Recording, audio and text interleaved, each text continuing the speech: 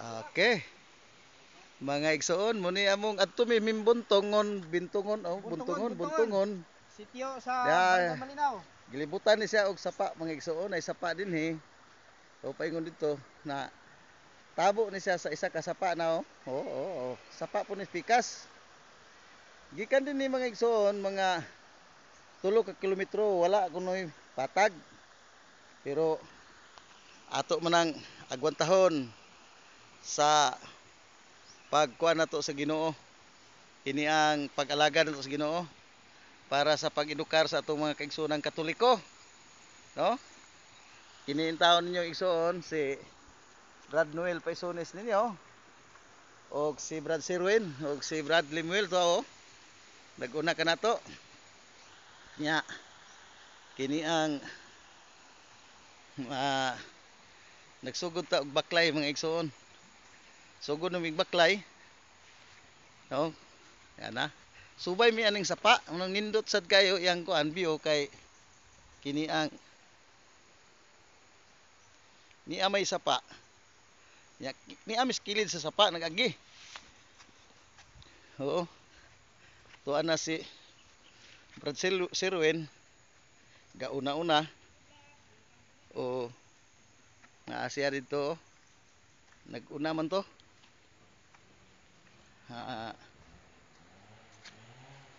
Saon man ni pagkuan higda man kuno ingon to si Jiwan da ito do akong gihigda kay aron maayo ang pagka kita no higda nako kay matang di man ta ka maudan ning atong kuan o igsoon no niain nyo igsoon si Brad Noel Paisones ninyo nagabaklay gikan din ni mga igsoon mga 3 pa daw ka kilometro nya ang patag mga kaigsuonan mao ra gid ning patag kini siya ang daplin pa sa sapa suba pag-abot sa unahan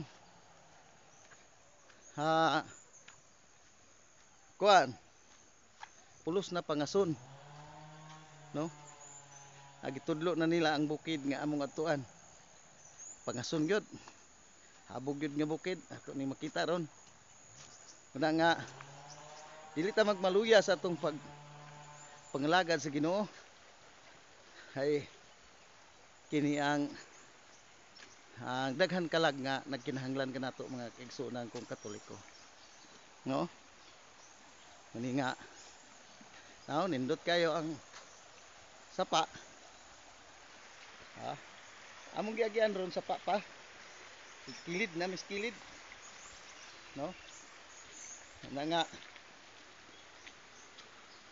katong mga igsuon akong Katoliko dia nga nanggilalis na mga CFD nanggilalis na sa kang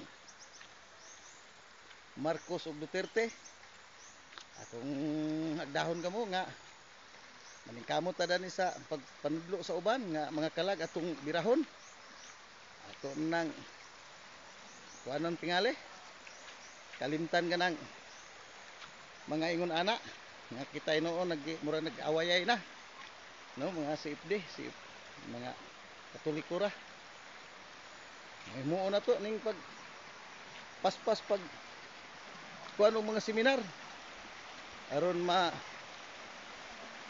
edukar na to ang mga Katoliko o iampo na to ni atong nasod nga Pilipinas okay kusa ning kuano now nindot kay ang kuan kani amis kilid gyud mga igsoon sapa nagagi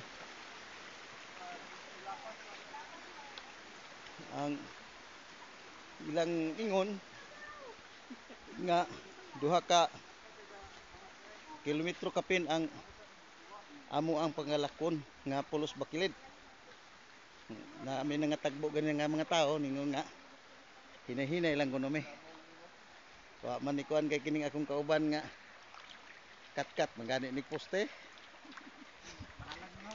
balag mahulog kat man ni poste